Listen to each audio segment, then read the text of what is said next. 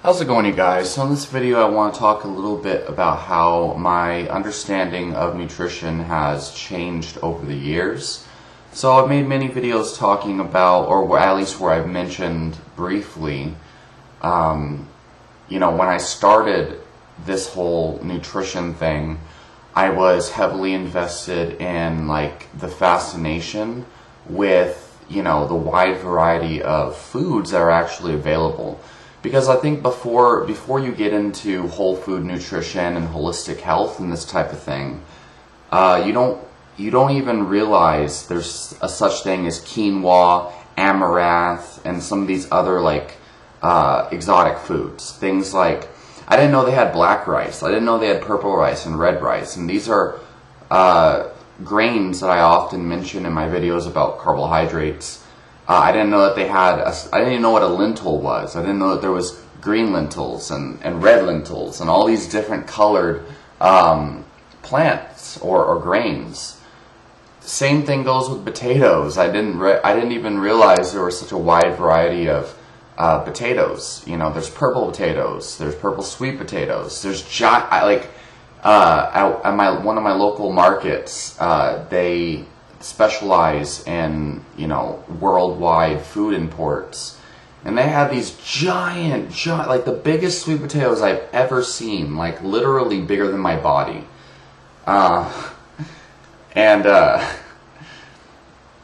I was fascinated with these things. The same thing goes with herbs. You have yellow maca, black maca, red maca. You don't just have the regular plain maca that you see in the grocery store. A lot of people don't know how many different colors there are.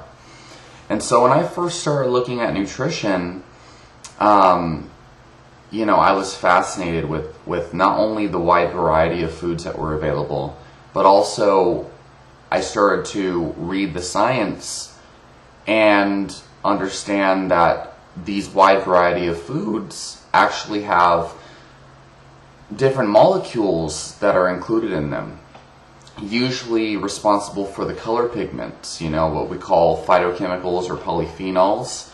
A lot of times, if we have a purple vegetable, there's certain anthocyanins that are seen as an antioxidant because they have antioxidant activity in a test tube that actually contribute towards the purple pigment in those plants. And I started to research and realize that there were certain enzymes and reactions in the body that happen when you eat these foods. And a lot of these foods were supposedly or a lot of these chemicals were supposedly responsible for the health benefits that you supposedly get from eating these plant foods, right? At the time, obviously, I didn't know the difference between mechanistic data and cohort studies and intervention trials and how significant it actually was to critically analyze all of these things. And I didn't realize how significant the findings really are or are not from these different types of studies. So at the time, I was mystified by these polyphenols that have these magical properties in test tubes, right? Didn't know what health user bias was. Didn't know much about confounding variables and things really until I started to go to college in 2015, but more so until I started to study ketogenic diets in 2018. That was when when it blew my mind, realizing that just because there's magical properties of plants in test tubes doesn't actually mean that that's the case in real life. And just because, you have cohort studies that show people who eat, pounds and pounds of these plant foods, it doesn't mean that there's magical properties associated with these plant foods, but these better health outcomes and people who eat more plant foods could actually be something a lot more simple to explain. The same thing goes for Dr. Seabee, right? So for those of you who aren't familiar, Dr. Seabee is basically a doctor from, a doctor who basically has like dozens of case reports of actual proof that he actually put his patients' AIDS or HIV and cancer into remission, but using like a alkaline diet, which is basically a raw vegan diet with heirloom foods, meaning like native foods that have not been hybridized. And I think he includes some cooked grains and stuff in there. Now, the thing is, just because you get a positive health outcome, it doesn't mean that your understanding of how that health outcome came about is accurate. And this is a huge problem in health science that doesn't just plague these kind of like what people think of as pseudo-science quacks like Dr. Seabee, who I'm not saying is a quack necessarily. But it plagues these people, these crazy people, and it also plagues the science-based, evidence-based people as well. So what I'm saying here is you have the Dr. Seabee people who think that the alkaline diet is what healed cancer in Dr. Seabee's patients, when in reality we know fasting or starving the body of calories creates autophagy and has a variety of other effects. For example, increasing apoptosis and the turnover of cells and proteins and things. And basically, you could think of as cellular cleansing in a way, but more so on a recycling level, like a more scientific level. When you fast for a long period of time, your body goes into a catabolic state where it actually starts to break down its own body tissues so that it can actually rebuild new tissues later on. Without going into too much detail, without being too scientific, but also not sounding too quackish, what I'm getting at here is Dr. Seabee's so-called alkaline diet. The reason why it probably worked is more so because it was creating autophagy through starvation rather than creating an alkaline environment that cancer cannot live in. Because, again, I have an interview with my friend who put his leukemia into remission on a ketogenic diet, and there's a variety of scientists that are studying ketogenic diets for reversing cancer. Then you also have a large amount of people who are on raw vegan diets and people who claim fasting healed their cancer. And these are all very different protocols, ketogenic diet versus fasting versus alkaline vegan diets. They're all very different. The vegan diet is very high in carbs, and maybe it's alkaline, they say, even though I debunked that alkaline theory in some of my videos. But the ketogenic diet, by any means, it produces ketone bodies which are by nature acidic, although it does buffer acids in a ketogenic state. Eating more protein, which is so-called acidic. You're eating the complete opposite foods of these alkaline people, yet you get a similar result. So the question is no longer, the question is not about alkalinity. It's what is the similarities between each of these diets that you get. What are the similarities behind Dr. Seabee's diet, the fasting that people do, and they claim they heal these diseases, and the ketogenic diet? Well, they all promote autophagy and the turning over of cells, and they all restrict some form of energy to the extent that your body now becomes hypersensitive to nutrients that come in. Because that's what happens when you do any kind of calorically restricted diet or a carbohydrate restricted diet, is that your body starts to become way more sensitive to a variety of substrates. And so the point that I'm getting here, though, is that, and we have, so I don't even want to bring up Ray Peat and his camp of people, but the same thing goes for these studies that show, like let's say it's a cohort study. It's like the countries that eat the most plant foods They have the least amount of heart disease. They live the longest lives. They have less diabetes. They're less have lower risk of obesity because they eat and they all eat the most plant foods and the least amount of meat. And that's a population study that's correlating plant foods with these health outcomes. And the same thing goes for cohort studies. Cohort studies are where they look at groups of people who live a lifestyle, who naturally live these lifestyle factors. It's not necessarily country studies or population studies, but it's more so now it's basing large amounts of people who all do similar interventions naturally in their daily lives. And you can measure their health outcome, you can measure their health at baseline and then follow them over, 20 years and follow up with food questionnaires, making sure they're still eating the same foods and doing the same interventions, and then measure their biomarkers and blood markers and their health outcomes again 20 years later, and correlate their blood markers and their health outcomes at baseline compared to 20 years later with the interventions that they were doing, like the food that they were doing, the lifestyle they were living at baseline and now. And then you correlate those lifestyle factors and nutrition with their health outcomes. And again, this is only controlling for certain factors. This is not controlling for all things. And so it's like they eat the highest amount of plant foods in these population studies and these cohort studies. They eat the highest amount of plant foods, for example, and the least amount of meat, and they have the greatest health outcomes.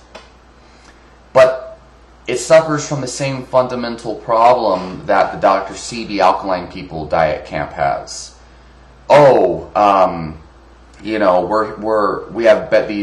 We heal these diseases because of the alkaline diet. Without, and then they abide by that. It's the alkaline diet. It's the same thing with, it's because they reduce meat in these cohort studies and they eat more plant foods. It's like, maybe it plays a role. Maybe there's something about eating more plant foods that creates these health outcomes that isn't directly related to the plant foods. Or maybe, like in Dr. Seabee's camp, sure, they're eating what they call an alkaline diet, but maybe it's not that the diet is alkaline that's causing the cancer remission. Maybe it's maybe the diet is causing it, but it's not the fact that the diet is alkaline, but it's something else about the diet that's creating it. This is the fundamental problem here, is we have these interventions, and these people who are doing these interventions are getting these positive health outcomes, but we're selling ourselves short by assuming it is this factor that we're so obsessed with. The high plant foods, the plant-based diet is what's causing it, because they're eating less meat, and meat is bad for you, and plant foods are good for you. Or, these people are getting the disease remission because it's an alkaline diet, because acid foods are bad for you, and alkaline foods are healing. And acid foods rot your body from the inside, like battery acid. Imagine what happens if you spray acid on a countertop. It rots the countertop. And that's what's happening when you eat acidic foods, which is why acidic foods cause cancer. And when you eat an alkaline diet like Dr. Seabee, you heal your cancer. So this is I hope that I'm demonstrating the point accurately and clearly, is that this mental masturbation to plant foods are healthy, animal foods are bad, and that is why populations who eat less meat and more plants are healthy. That's logical fallacy. The same thing goes with the alkaline diet people. Okay, same thing goes with even so ketogenic people. I eat a ketogenic diet, have been for about 2 years now. With various carb experiments, because I'm not a biased prick. I don't even know what that word means, but whatever. So, ketogenic people think, oh, like, you know, you eat a ton of carbs. Or no, they think like, oh, like carbs are the devil. You know, ever since sugar came on the scene, you know, heart disease rates have gone up. And vegetable oils as well. Now, admittedly, I believe that that plays a huge role in the widespread rates of, you know, basically this increases in fat mass, decreases in lean mass, and basically an unhealthy population in general. I do think the increased availability of foods in general with supermarkets, as well as, you know, increased sugar and junk foods and vegetable oils, and the fact that these foods are the standard and they're in all of our foods. Even like packaged meats now contain sugar spreads on them. And there are unique properties of these foods that you know, that encourage people to overeat. But if you calorically restrict, which is very hard because you're working against your own biology when you're eating these addictive foods, hyperpalatable foods, they really do hijack your brain and make you want to eat more. They feed certain gut bacteria that make you crave more of those same foods. That, I believe, there's plenty of evidence for. But even gut bacteria is mostly based on correlation and not causation, other than the sugar thing here, in my opinion. But the point here is, if you calorically restrict, you can actually reverse diabetes and lower your risk of heart disease, increase your healthy blood markers, and you can lose fat mass just by calorically restricting, even if you eat these sugar and vegetable oils.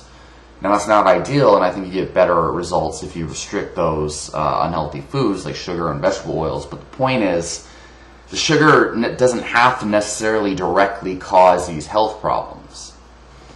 So again, like, it's this this like overemphasis on, like, this is the evil that's causing the problem. These cohort studies show it. You know, America, they eat more meat than everyone else, blah, blah, blah. And therefore, it is the meat and the animal products. Like, not taking into consideration the fact that, like, yeah, United States eats a shit ton of meat or whatever, but mostly in the form of fast food that also contains the you know, people don't go and eat a hamburger, you know, without the French fries that are deep fried in vegetable oil and without the soft drinks.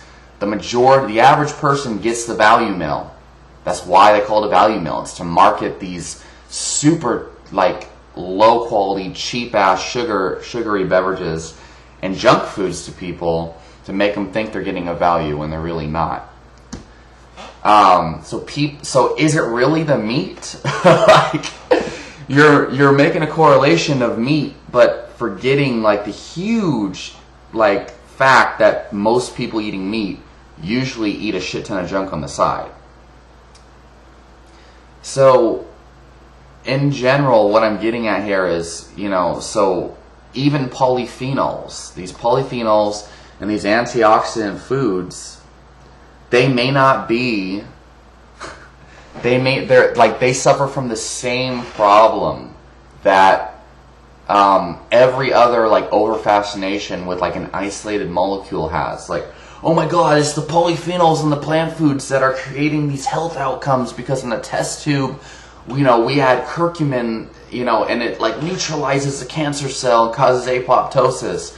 And therefore, if you just chug a gallon of turmeric milk, you know, made with almond milk and not actual dairy milk, so it's not actually like almond milk or whatever, it's not actually turmeric milk, but if you chug a gallon of turmeric milk, you'll be neutralizing your risk of cancer by 90,000% based on this test tube study. It's not necessarily the antioxidants in these plant foods that are creating these health outcomes, or the fiber. The fiber, it neutralizes binds the cholesterol in the gut, which is probably the reason why people eat more fiber have less heart disease.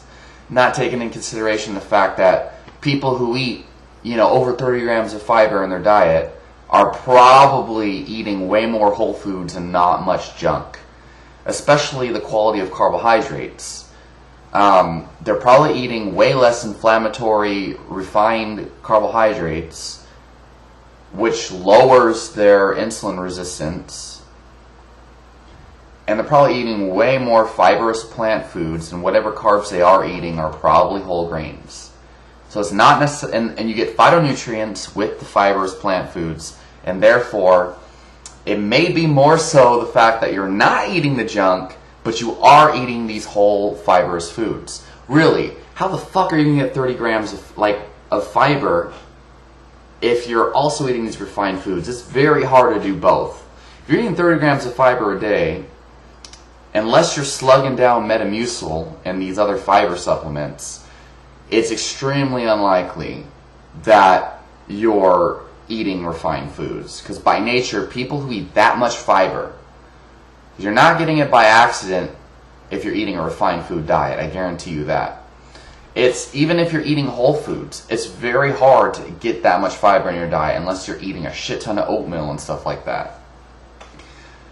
So it's, I'm not saying absolutely that it's not the fiber or it's not the phytonutrients or that Dr. Seabee's results was not because it's alkaline. Although I think that you can make a compelling case that those things are not at play. What I'm saying here is to just obsess over the fiber and say that that's the reason, or the removal of animal foods, or the fact that the diet's alkaline, or the carbohydrates, or to say plant foods are toxic. Or it's just because people eat less calories, the fascination with one reason for positive health outcomes or negative health outcomes. That is what's plaguing health science, and that is the reason why we have so much confusion in health science. Because people don't think nuance. People think it's black or white. It's either the polyphenols or not polyphenols. It's the fiber or the not fiber. It's the alkaline versus acid, rather than looking at the whole fucking picture and all the possibilities. Oh no, we got, then you ask people well, wait a second, you tell people, hey, there's not actually any causal evidence that fiber actually, can prevent cancer or prevent heart disease or even may influence it that much, other than glycemic control and yada yada. And they'll be like, no, there's thousands of studies. And you ask them, okay, what is one big study, right? And they can't name one. Even with vegans, this is the crazy thing. I was talking to a woman who had a master's degree in exercise science, I think. But she acted like she was had a PhD in nutrition, right? And she's all, oh yeah, The Game Changer is amazing movie. And she's all talking about how dairy she was telling one of her clients that dairy causes cancer, and oh yeah, there's a link and blah blah blah. And then I asked her, I said, hey, there's not actually a causal link between dairy and cancer, right? She's like, what are you talking about? There is a causal link. She's like, don't lecture me. I have a graduate degree in science and blah blah blah. And I asked her, okay, can you name me one study that actually shows a causal link between dairy and cancer. Even though I at the time wasn't eating dairy because I've had an intolerance to it. And she couldn't name one study. She's like, oh, there's thousands of studies. I'm like, okay, can you name one? And she's like, well, no, and I'm like, you can't even name one study, and you're a vegan. How about the China study? Which, again, I obviously don't believe the China study is very good at all. Feeding rats alpha toxin and inhumane levels of casein protein isolated, comparing it to pea protein. But she couldn't even name the fucking China study, and she's a vegan. But there's thousands of studies. People just hear shit and they repeat it. And then they just assume, yeah, there's millions of fucking causal studies. No, there's not. There's not. There's not. They just hear shit over and over again and they assume there's good evidence. There's not. for the most part, most people I talk to, most doctors, most vegans, most carnivore people, I know their science better than they do. And I don't even follow their fucking diet.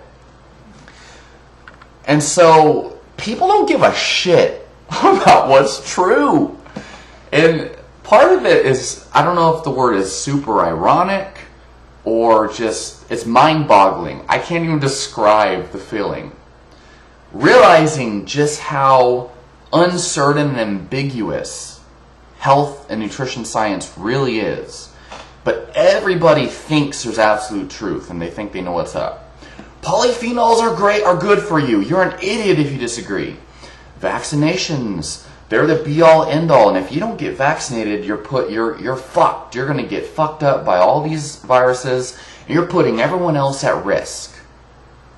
Okay, even though I've never had a flu vaccination, and out of all my friends who I'm around, when they get the flu, and they've had the flu shot, they get violently ill, and then they give me the sniffles for a couple days, and I'm still around them. They're violently ill, and I'm certain that I get the flu too, but I only get, because I'm around them when they're sick. And okay, I'm not even going to go down that rabbit hole. And I know most people who have had the same experience as me who don't get vaccinated with the flu shot, they experience the same shit. And I know a multitude of people now who are realizing that they don't seem to feel as immune. I'm not even going to go down that rabbit hole. Point here, though, is people just assume, like, oh, everyone else fucking believes this, therefore it's the truth.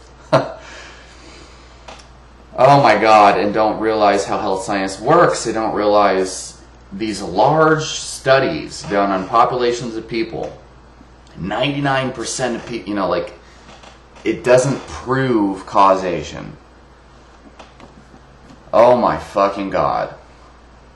And they don't read the science. They just assume it's so true. They say that they know the science, like this vegan person I'm talking about. Oh no, I did my dissertation and I read millions of studies. I hear that all the fucking time. People who go through college and then they're like, oh no, they think that they've crossed the finish line. They've made it all of a sudden. They know all the science already because they went through graduate school. Just like there's a guy at my my MMA school who just started, and he's not that great, thank God. And he was telling me how he works at a clinic for diabetics, and ketogenic diets are super dangerous for diabetics, he said, because of ketoacidosis, and well, how's your body going to create glucose, and blah, blah, blah. I'm like, guy, your body can create glucose endogenously from the glycerol backbone of triglycerides from your body fat stores and from fatty acids you eat in your diet. And if you need to, in chronic starvation, from amino acids from your muscle tissue. And he didn't know jack shit about gluconeogenesis or the metabolism of ketones whatsoever. But he was just going on and just, keto flu and blah, blah, just spouting out buzzwords he's heard from a Andy Goplin podcast or some shit. And he's like, oh no, I know all. And I'm like, bro, you don't even know the science behind ketogenesis. Why are you talking about it? He's like, oh no, I master's degree in exercise physiology I have. And, I work in science every day. And I fucking went through graduate school. Don't tell me about science, buddy. And then I destroy him in jiu-jitsu a week later. And he's crying about how tired he is. I'm like, guy, I'm on a ketogenic metabolism. You think you need carbs, and you're talking about how shitty ketogenic metabolism is. Fuck out of here. So I don't know why I'm ranting about this. The fact is, people suck dick at thinking. Oh, fuck! And it's so hard. And I'm super buzzed up on hardcore coffee right now, and I took some theanine with it, so I'm pretty jacked. Feel the coffee kick in. So when I start ranting and I drink coffee, I just go all out. But it's even worse when you look at the comments on my Ray Peat videos. People are freaking out at me because I criticized Ray Peat's ideas on serotonin, and they're talking about, oh no, serotonin is a stress hormone. I was on a medication that influences serotonin, and it fucked me up. And I got off that medication, therefore serotonin is bad in my experience. It's like, doesn't mean serotonin's bad. It just means, in your experience, under your circumstances, for whatever reason, those drugs you took that influence serotonin fucked you up in a certain way. But plenty of people take serotonin precursors to help them sleep at night. And if you're flooded with a stress hormone, you're not going to be able to fall asleep. Doesn't really add up. Oh no, you're full of shit, you're bald, and it's because of your ketogenic diet, like stress hormones made you bald. If you ate drink a bunch of orange juice, you'd start growing hair. Oh God. So I don't really need to go on, but of course this is kind of like a rant, I guess, but the point of this video is that health science is so much more immersive than just, eat more plant foods, you'll be healthy. All these polyphenols and these plant pigments, they have anti-cancer effects, so if you want to reverse cancer, eat more of them and less meat.